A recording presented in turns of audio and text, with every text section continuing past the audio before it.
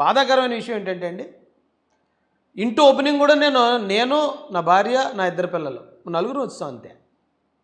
ఎందుకు మళ్ళీ గ్రాండ్గా బంధువుల్ని వీళ్ళని పిలిచి, నాకు తెలిసిన నాయకులందరినీ పిలిచి చాలా ఆనందంగా జరుపుకుందాం. ఎందుకంటే ఇల్లు లైఫ్లో ఒకసారి కడతాడు నాలంటాడు.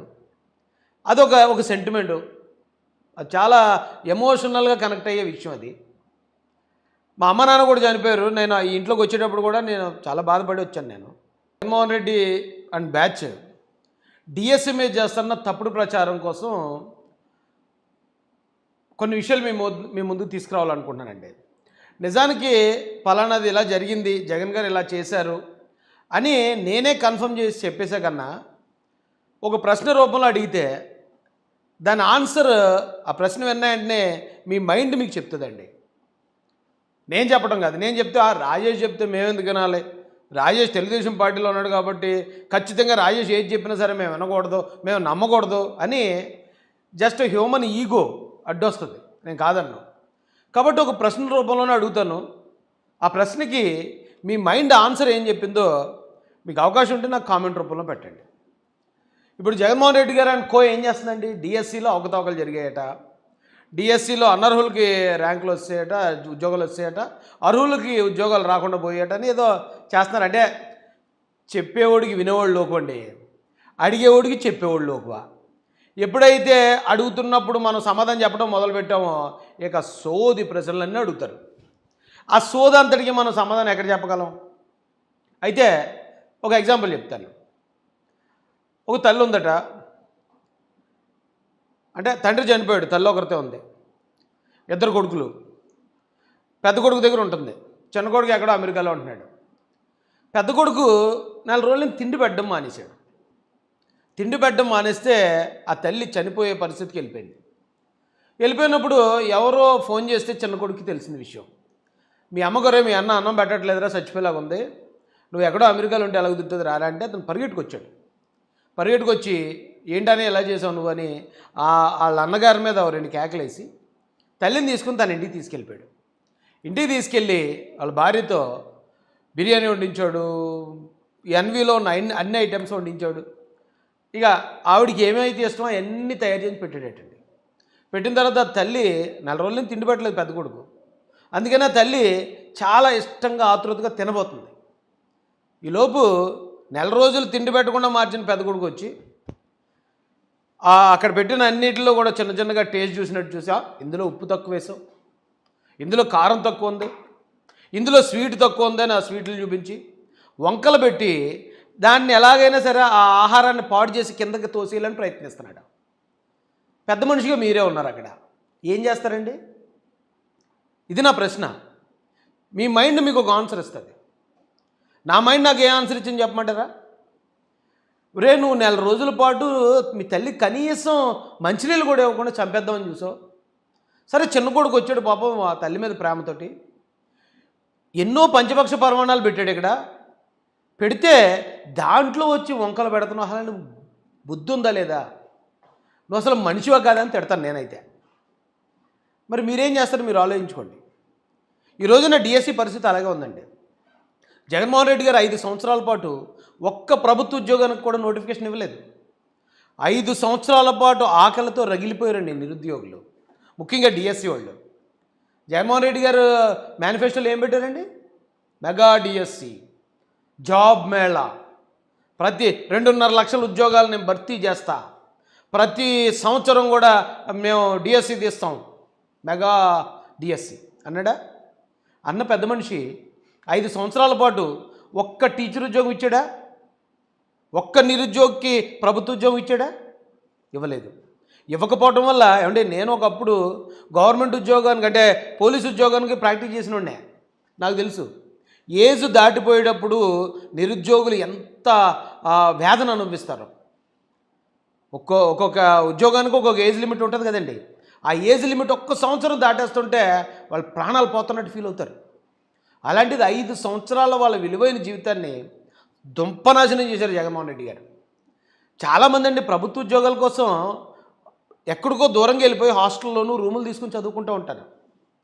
మా సోదరుడు ఉన్నాడు శ్యామ్ ఇన్స్టిట్యూట్, ఆ శామ్ ఇన్స్టిట్యూట్లో ఎంతోమంది కొన్ని వేల మంది వచ్చి అక్కడ ట్రైనింగ్ తీసుకుని కుటుంబాలను వదిలొచ్చి అక్కడ కూర్చొని చదువుకుంటూ ఉంటారు. ఎందుకు? రేపు పొద్దున్న గవర్నమెంట్ నోటిఫికేషన్ ఇస్తుంది, మనం ఉద్యోగం తెచ్చుకోవచ్చు, మన కుటుంబాన్ని పోషించుకోవచ్చని. 5 సంవత్సరాల జీవితాన్ని సర్వనాశనం చేశారు జగన్ గారు. సర్వనాశనం చేశాక మన అదృష్టం బాగుంది, రాష్ట్రం అదృష్టం బాగుంది, కూటమిని గెలిపించుకున్నాం. లోకేష్ గారు హోమ్ మినిస్టర్ తీసుకుంటారేమో అనుకున్న తరుణంలో ఆయన హోమ్ మినిస్ట్రీ తీసుకోకుండా విద్యాశాఖ తీసుకున్నాడు.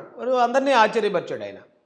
అరే ఈయన చాలా ఇబ్బంది పెట్టారు కదా జగన్ గారు అని బ్యాచ్, ఈయన హోమ్ మినిస్టర్ తీసుకుని అందరి మీద కేసులు పెట్టి బొక్కలు వేసేస్తాడు అనుకుంటే ఈయనేంటి విద్యాశాఖ తీసుకున్నాడు అనుకున్నాం. కానీ ఆయన లోకేష్ గారు, నేను పగా ప్రతీకారాల కోసం రాలేదు, ఆంధ్ర రాష్ట్ర భవిష్యత్తు కోసం వచ్చాను. రేపు మన పిల్లల భవిష్యత్తు, మన రాష్ట్ర భవిష్యత్తు బాగుండాలంటే ఇక్కడ పిల్లలు బాగా చదువుకోవాలి, చదువుకోవడానికి కావాల్సిన అన్ని ఏర్పాట్లు చేయాలంటే నేను విద్యాశాఖలో ఉండాలని బాధ్యత తీసుకున్నాడు ఆయన. తీసుకున్న వెంటనే అరే గత 5 సంవత్సరాల్లో పాపం ఈ డిఎస్సి దిగ ఎంతోమంది వాళ్ళు చదువుకుని వాళ్ళ ఏజ్ బారైపోయి అటు ఇటు కాకుండా అయిపోయారు కొన్ని వేల మంది. ఇప్పుడు మన హయాంలో అలా జరగకూడదని వచ్చి రావడంతో ఆయన దాదాపు 16,000 ఉద్యోగాలు తీసి వాటికి ఎగ్జామ్ పెట్టి 16,000 మందికి, అందులో ఎస్సీలు ఉంటారు, ఎస్టీలు ఉంటారు, బీసీలు ఉంటారు, ఓసీలు ఉంటారు, అందులో పేదలు ఉంటారు, అన్ని వేల మందికి ఆయన ఉద్యోగాలు ఇస్తే, ఉద్యోగాలు ఇచ్చి ఇప్పుడు సంవత్సరం అయిందండి. ఈ సంవత్సర కాలంలో కరెక్ట్గా మహానాడు జరుగుతుంది అనగా మహానాడుని దారి తప్పించడానికి ఏదో ఒక యాసం కట్టాలి కాబట్టి ఎవరో ఎమ్మెల్యే చంద్రశేఖర్, ఏమయ్య చంద్రశేఖర్ నీకు అసలు బుద్ధి జ్ఞానం ఉందా నీకు? ఒకవేళ అవకతవకలు జరిగితే నువ్వు ఎప్పుడు బయటపెట్టాలి? అవకతవకలు జరిగితే నువ్వు ఏం చేయాలి? సంవత్సరం తర్వాత వచ్చి మహానాడు సమయంలో నువ్వు వెళ్ళి ఎవరి మీదో కేకలేసినట్టు కేకలేసి ఇప్పుడు ఆ 16,000 మంది ఉద్యోగాలు ఎలాగ మీరు ఇవ్వలేదు, ఇప్పుడు లోకేష్ గారు ఇచ్చారు కాబట్టి వాళ్ళ కుటుంబాలు లోకేష్ గారికో లేదా తెలుగుదేశం పార్టీకో రుణపడిపోతారో వాళ్ళని ఎలాగన్నా చెడగొట్టాలి అని 16,000 మంది జీవితాలు నాశనం చేయడానికి ఈవేళ డిఎస్సీలు అవకతవకలని ఇలా లేనిపోయి క్రియేట్ చేస్తారా? అలా బుర్ర బుద్ధి పనిచేస్తుందండి ఎవరికన్నా? అలా మీరు మనుషులేనా? తినేది అన్నమేనా? మీరు ఎలాగూ ఇవ్వలేదు, ఇచ్చిన వాళ్ళను కూడా బదనాం చేయడానికి ఇదా మీరు చేసే పని? ఒకసారి ఆలోచించండి. వైసీపీలో ఉన్న వాళ్ళు కూడా ఆలోచించండి, ఏం తప్పలేదు.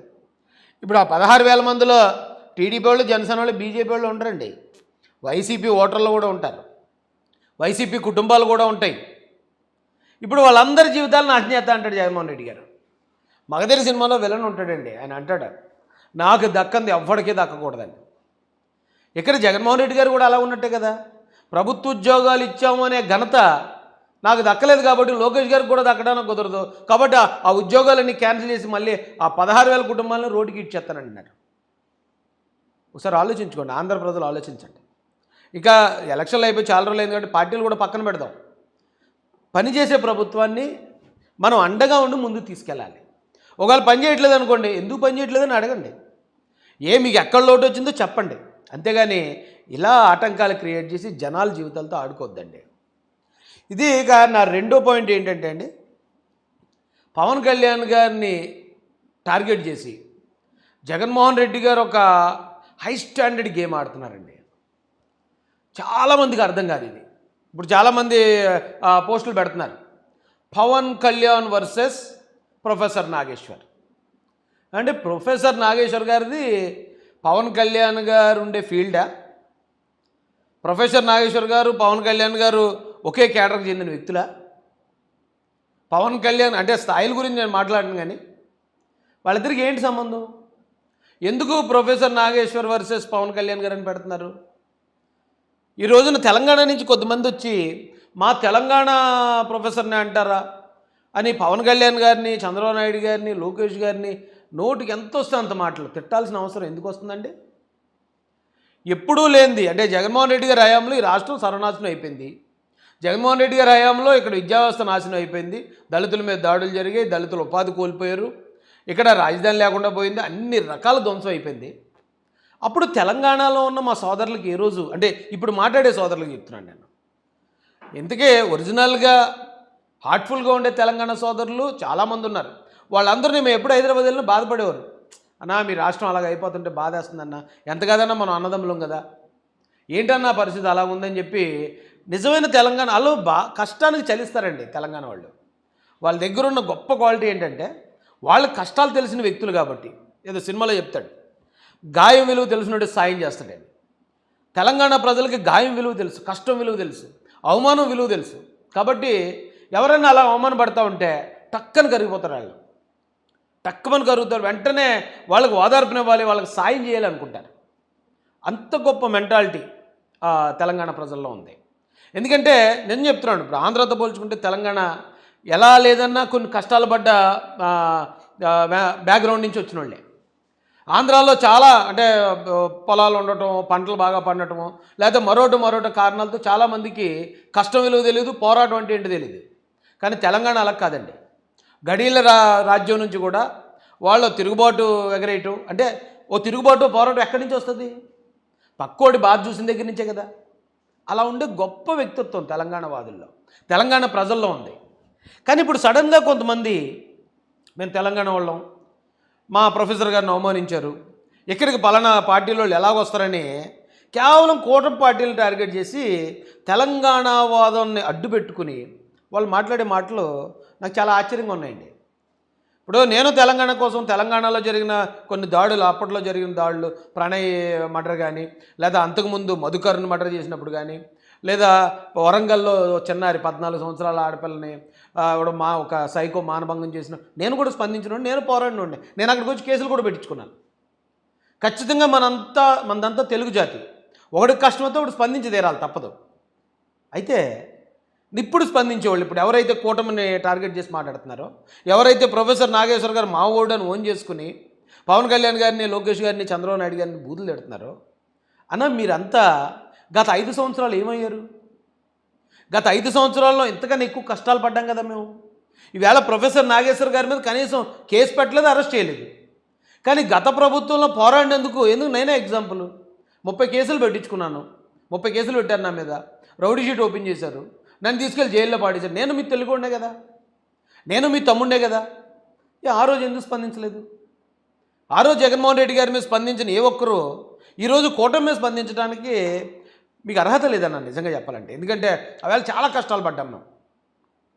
కష్టాలు పడినప్పుడు మీరు అరే మా పక్క రాష్ట్రం మా తెలుగుడు అనే భావన అప్పుడు మీరు మాట్లాడకుండా, ఇప్పుడు సడన్గా కూటమి ప్రభుత్వం వైఫల్యాలను, లేకపోతే కూటమి ప్రభుత్వాన్ని టార్గెట్ చేసో మాట్లాడుతూ ఉంటే, ఆ మాట్లాడే 10 మంది ఎవరైతే ఉన్నారో ఖచ్చితంగా మీరు జగన్ గారికి మేలు చేయడానికి మాట్లాడుతున్నారని అనిపిస్తుంది మాకు. అయితే జగన్ గారు ఆ స్థాయి స్ట్రాటజీలు చేస్తాడు ఆయన. ఇక్కడ ఎవరు మాట్లాడడానికి ధైర్యం చేయట్లేదండి. ఇక్కడ వైసీపీ నాయకులు అందరూ రప్ప బ్యాచ్లు కానీ, గంజాయి బ్యాచ్లు కానీ, గతంలో రెచ్చిపోయిన వైసీపీ వాళ్ళు కానీ అందరూ చెప్పబడిపోయారు రెడ్ బుక్ దయ వల్ల. ఇక్కడ ఎవరు బయటకు వచ్చి రోడ్ల మీదకి వచ్చి విధ్వంసాలు సృష్టిస్తాం, రప్ప నరికేస్తాం అనే దమ్ము ఎవరికి లేదు. ఇక్కడ అందరూ చట్టానికి లోబడి బతకాల్సిందే, ఎవడైనా సరే రూల్స్ పాటించాల్సిందే. ఇలా ఉంది ఇక్కడ సిచ్యువేషన్ అని జగన్మోహన్ రెడ్డి గారు ఒక టీంని తెలంగాణలో తయారు చేయడానికి ఎక్కువ టైం ఏం పట్టదండి. చాలా సింపుల్గా తయారు చేయగలడు ఆయన, తయారు చేయగలడు. మళ్ళీ అక్కడ జగన్ గారికి ఉన్న మరొక ప్లస్ పాయింట్ ఏంటంటే, చంద్రబాబు నాయుడు గారు, పవన్ కళ్యాణ్ గారి నివాస గృహాలు అక్కడ ఉండటం. వీళ్ళు ఇక్కడ ఉన్నారు కాబట్టి వీళ్ళని ఇలా కొద్దిమంది నా స్నేహితులతోనో లేకపోతే ఏదో సంథింగ్ ఆయనకి సంబంధాలు ఉన్న వాళ్ళతో గట్టిగా తిట్టించి, ఒకవేళ ఎవరైనా ఏమనంటే తెలంగాణ ఆంధ్ర ఫీలింగ్ తీసుకొద్దామనే ప్రయత్నం జగన్మోహన్ రెడ్డి గారు చేసుంటారా? ప్రశ్న అడుగుతున్నాను మిమ్మల్ని. చేసుంటారు అనిపిస్తుందా? మీ మైండ్ మీకు ఏం చెప్తుందో ఆలోచించండి. ఎందుకంటే ఇదే ప్రొఫెసర్ నాగేశ్వర్ గారు కమ్యూనిస్ట్ బ్యాక్గ్రౌండ్ నుంచి వచ్చాను అన్నాడు. కమ్యూనిస్ట్ బ్యాక్గ్రౌండ్ ఉన్నవాడికి కులం, మతం, ప్రాంతం అనేది ప్రతి దానికి అతీతంగా ఉంటారు వాళ్ళు. చాలా ఉన్నతంగా, చాలా ఆదర్శంగా ఆలోచిస్తారు వాళ్ళు. అలాంటి బ్యాక్గ్రౌండ్ నుంచి వచ్చిన పెద్ద మనిషి ఈ రోజున ప్రాంతాన్ని అడ్డుపెట్టుకున్నాడు. నైతిక మరణం ఇది ప్రొఫెసర్ నాగేశ్వర్ గారికి. 200% ఇది నైతిక మరణం అండి. ఎందుకంటే ఒక విప్లవవాది, ఒక కామ్రేడ్ ఇలా ఒక సమస్య, ఒక లేని మాటని ఒక అభూత కల్పన చేసి ఒక పుకారు పుట్టించి, ఏమంటే ప్రొఫెసర్ గారు మీరు పలానా పుకారు పుట్టించారు, అయినా మీరు వెనక్కి తీసుకున్నానన్నారు కాబట్టి మీ మీద కేసు కూడా మేము పెట్టట్లేదు, ఈ గవర్నమెంట్ మీ మీద ఎటువంటి యాక్షన్ తీసుకోవట్లేదని ఈ ప్రభుత్వం ఎంతో గొప్ప మనసుతో చెప్పిన తర్వాత, ఏమండి తప్పు మీదయిన తర్వాత, మిమ్మల్ని క్షమించామని వాళ్ళు చెప్పిన తర్వాత ఆంధ్ర తెలంగాణ ఫీలింగ్ రెచ్చగొట్టడం ఎంతవరకు న్యాయం సార్? అది ఇప్పుడు ఏం తప్పలేదు. ఇప్పుడు రాజకీయాలు అంటేనే ఒకడు కులాన్ని వాడుకుంటాడంటే ఆయన ఏమనంటే నా కులాన్ని దూషించావు అంటాడు. ఒకడు మతాన్ని వాడుకుంటాడు ఆయన ఏమనంటే నా మతానికి నా ధర్మానికి నువ్వు చేడు తెచ్చావు అంటాడు. మరొకడు మతాలను వాడుకునే వాళ్ళు అన్ని మతాల్లోనూ ఉన్నారు. ఇప్పుడు మీరు మరి ప్రొఫెసర్గా జర్నలిస్ట్గా ఉండి మీరు ప్రాంతాన్ని వాడుకుంటున్నారు. వాళ్ళకి మీకు ఏం తేడా ఉంది? మీరు ఎంతో అభ్యుదయవాదులు కదా. అభ్యుదయవాదులు అయ్యి ఉండి కూడా ఈ రోజున మీరు మాటలు నేను చాలా మాటలు చూశాను. మీరు నన్ను ఇలా టార్గెట్ చేయకండి, తెలంగాణ వాళ్ళు నా చేతుల్లో కూడా ఉండదు, తెలంగాణ వాదులు కోపం వస్తుంది, మీరు నన్ను ఇలా టార్గెట్ చేస్తే అంటే పక్క రాష్ట్రంలో ఉండి ఆ రాజకీయాలతో సంబంధం, ఆ రాజకీయాల మీద విశ్లేషణలు కాకుండా ఆంధ్ర రాజకీయాల మీద లేని పుకార్లు మీరు పుట్టింతారు. మీ మీద ఎవరైనా ఒకవేళ చట్టపరమైన చర్యలు తీసుకోవాలంటే ప్రాంతం కార్డు అడ్డు పెట్టుకుంటారా? రేపు పొద్దునగా మీరు ఇదే అలవాటు చేశారనుకోండి, ఇక్కడ నేరాలు చేసిన ప్రతి ఒక్కడు అక్కడికి వచ్చి ఆధార్ కార్డులు మార్చేసుకుని నేను తెలంగాణ ఉండి అంటాడు. ఇక్కడ నేరస్తులు అక్కడికి వచ్చేస్తారు. అప్పుడు పరిస్థితి ఎలా ఉంటుందో ఒకసారి ఆలోచించి చూడండి. తప్పు చేయటం ఎందుకు, తప్పుడు మాటలు మాట్లాడడం ఎందుకు, మీ క్రెడిబిలిటీని మీరే పాడు చేసుకుని మీ వ్యక్తిత్వాన్ని మీరే చంపుకోవడం ఎందుకు? చచ్చా, ఇదేం కరెక్ట్గా లేదండి. ఏమండి, ఇక మూడో ప్రశ్న, నేను ఇల్లు కట్టుకుంటున్నాననే విషయం చాలా నా ఈ సబ్స్క్రైబర్ సోదరులందరికీ తెలుసు యూట్యూబ్లో. ఎందుకంటే నేను ఎప్పుడో 2 సంవత్సరాల క్రితం 2.5 సంవత్సరాల క్రితం చెప్పాను ఇల్లు మొదలుపెట్టానండి అని. టైం పట్టింది. అది టైం ఎందుకు పడుతుందో మీ అందరికీ తెలుసు. అయితే అది దగ్గరకు వచ్చిన సమయంలో వైసీపీ వాళ్ళు ఎవరో దాన్ని వీడియో తీసి రాజేష్ మహాసేన ఇలా ప్యాలెస్ కడుతున్నాడని నాకు ఫ్రీ పబ్లిసిటీ ఇచ్చారు. తెలుగుదేశం పార్టీలో చేరిన తెలుగుదేశం రాజేష్ మహాసేన ఇల్లు కట్టేసాడు, ప్యాలెస్ లాంటి ఇల్లు అని. నాకు తెలిసి ఆంధ్రప్రదేశ్లో నా ఇల్లు చూడడం ఎవడు లేడు. దాదాపు నేను అంత ప్రమోషన్ చేసుకోవాలంటే ఓ 10 కోట్లు పెట్టి ఫంక్షన్ చేసినా కూడా అంత పెద్ద ప్రమోషన్ నాకు రాదు. అయితే ఫ్రీ పబ్లిసిటీ బాగానే ఇచ్చారు. అప్పుడు నేను చెప్పాను నా సోర్స్, నా ఇన్కమ్ సోర్స్ ఆఫ్ ఇన్కమ్ కూడా నేను పబ్లిక్లో చూపించాను. అండ్ ఇదిగో నాకు ఇంత ఇన్కమ్ వచ్చింది, దీంతో నేను ఇలా చేశాను, పలానా చోట ఇలా నేను లోన్ తెచ్చుకున్నాను అన్నీ చెప్పాను. ఆ రోజున వైసీపీ వాళ్ళు చాలామంది నన్ను ట్రోల్ చేశారు కదా. నేను మిమ్మల్ని అడుగుతున్నాను, 2 రోజుల క్రితం కేఎన్ఆర్ అంటే తెలుసు కదండి, కె నాగేశ్వర రెడ్డి. నేను జగన్మోహన్ రెడ్డి గారు నన్ను వాళ్ళ ఇంటికి ఆహ్వానించి లోటస్ పాండ్లో నేను అడగకుండానే నాకు కండు వేసేసినప్పుడు ఆయన నాకు చెప్పిన డైలాగ్ ఒకటే, కేఎన్ఆర్ రాజేష్ మహాసేన మనోడు, రాజేష్కి ఏ అవసరం ఉన్నా డైరెక్ట్ నాతోటే ఉంటాడు, ఇంకా అక్కడ ఎవరు నాయకులతో ఉండడు, కాబట్టి రాజేష్ నువ్వు కేఎన్ఆర్ నెంబర్ తీసుకో, నీ నెంబర్ కేఎన్ఆర్కి అన్నాడు. అంటే కేఎన్ఆర్ అంటే జగన్ గారే. జగన్ గారు నా నెంబర్ తీసుకుని జగన్ గారి నెంబర్ నాకు ఇచ్చినట్టే కేఎన్ఆర్ అంటే. ఆ కేఎన్ఆర్ ఎవరండి? సాక్షి టీవీలో, సాక్షి పేపర్లోనూ విలేకరుగా ఆయన జాయిన్ అయ్యాడట. 10-15 వేలు జీతం వచ్చిందట ఆయనకి. ఇప్పుడు 5 సంవత్సరాల క్రితం 5 సంవత్సరాల క్రితం 10-15 వేలు జీతం. అంతకుముందు అయినా కడపలోనే ఎక్కడో మరి ఆయన సొంత గ్రామంలో చిన్న హోటల్ పెట్టుకునేవాడట. హోటల్ నడిపించుకునే వ్యక్తి. తప్పేం కాదు, ఎందుకంటే ఎవరిలో ఎంత సమర్థత ఉందో అది ఆడికే తెలుస్తుంది. అయితే గడిచిన 5 సంవత్సరాల్లో 200 నుంచి 300 కోట్ల రూపాయల ఆస్తులు ఆయన సంపాదించేటట్టు. షాక్ అనిపించింది నాకు. 200 నుంచి 300 కోట్ల రూపాయలు సంపాదించేటట్టండి. దానికి ఉన్న అన్ని ఆధారాలు బయటపెట్టారు. ఆయనకి పలానా చోట 8 ఎకరాల ల్యాండ్ ఉంది, పలానా చోట ఫ్లాట్లు ఉన్నాయి, పలానా హుండై షోరూంలో వాటాలు ఉన్నాయి, అవన్నీ అల్చల్ జరిగి వైరల్ అయింది. 200-300 కోట్ల రూపాయలు. ఇప్పుడు నన్ను ట్రోల్ చేసిన వాళ్ళు ఎవరైతే నాకు కష్టార్జితంతో కట్టుకుంటే నన్ను అంత ట్రోల్ చేశారు. మీరు ఇదే వైసీపీలో ఉన్న మీరు గుండెల మీద చేతులు వేసుకుని ఈ ప్రశ్న మీ మైండ్కి ఇవ్వండి, మీ మైండ్ మీకు ఆన్సర్ ఇస్తుంది. ఒక్క కేఎన్ఆర్ఏ 300 కోట్లు సంపాదించాడంటే జగన్మోహన్ రెడ్డి గారు ఎంత సంపాదించి ఉంటారు? అక్రమాస్తి అదంతా. అది ఏది కూడా వ్యాపారం చేసిందో లేకపోతే న్యాయంగా సంపాదించిందో కాదండి, లంచాలు తీసుకుంటే వచ్చిన డబ్బు అది. 2 నుంచి 300 కోట్ల రూపాయలు. ఇది 15,000 జీతగాడికి. నాకు నెలకు 5-6 లక్షలు వచ్చేది ప్రతిపక్షంలో. నెలకు 5-6 లక్షలు సంపాదించే నేను ఇల్లు కట్టుకుంటే దాన్ని అంత బదనాం చేసి, బాధాకరమైన విషయం ఏంటంటే అండి, ఇంటి ఓపెనింగ్ కూడా నేను నా భార్య నా 2 పిల్లలు 4 వస్తాం అంతే. ఎందుకు మళ్ళీ గ్రాండ్గా బంధువుల్ని వీళ్ళని పిలిచి నాకు తెలిసిన నాయకులందరినీ పిలిచి చాలా ఆనందంగా జరుపుకుందాం. ఎందుకంటే ఇల్లు లైఫ్లో ఒకసారి కడతాడు నాలంటాడు. అదొక సెంటిమెంటు. అది చాలా ఎమోషనల్గా కనెక్ట్ అయ్యే విషయం అది. మా అమ్మ నాన్న కూడా చనిపోయారు. నేను ఈ ఇంట్లోకి వచ్చేటప్పుడు కూడా నేను చాలా బాధపడి వచ్చాను నేను. సరే వీళ్ళందరినీ పిలిచి గ్రాండ్గా అంగరంగ వైభవంగా చేసుకుందాం నాకు ఉన్నంతలో. కానీ నన్ను డిఫెన్స్లో నెట్టేశారు. నెట్టేసి ఒకవేళ అలాగే ఏదైనా జరిగితే మళ్ళీ దాన్ని ఎలాగ వీళ్ళు పోర్ట్రే చేస్తారు. దాన్ని ఎందుకంటే ఇప్పుడు పార్టీలో ఉన్నాను నేను, ఇండివిజువల్ కాదు. ఇండివిజువల్ అయితే నేను ఎవరిని లెక్క చేయను కదా, మీకు తెలుసు కదా. పార్టీలో ఉన్నాను, నా వల్ల ఎప్పుడో 8 సంవత్సరాల క్రితం నేను మాట్లాడిన మాటల వల్ల పార్టీకి ఇమేజ్ ఏదైనా డ్యామేజ్ అవుద్దేమో అని నా కష్టార్జితం వల్ల వచ్చిన ఎమ్మెల్యే సీట్ను వదిలేశాను నేను, పార్టీ బదనాం అవ్వకూడదని. అలాంటిది ఇప్పుడు నేను గట్టి నీళ్ళతో రాజేష్ ఇలా ఏదో దోచేసుకుంటున్నాడేమో, అలా ఏమైనా చేస్తారేమో. ఎక్కడ ఏ ఆధారాలు ఉండవండి, ఎక్కడెవడో ఒక్క పైసా నేను అక్రమంగా సంపాదించానని నిరూపించలేరు. అయినా కూడా ఎప్పుడు కూడా గౌరవంగా బతికేవాడే ఇలాంటివి చేయడానికి అవమానంగా భావిస్తాడండి, ఇలాంటి విషయాలను ఫేస్ చేయడానికి.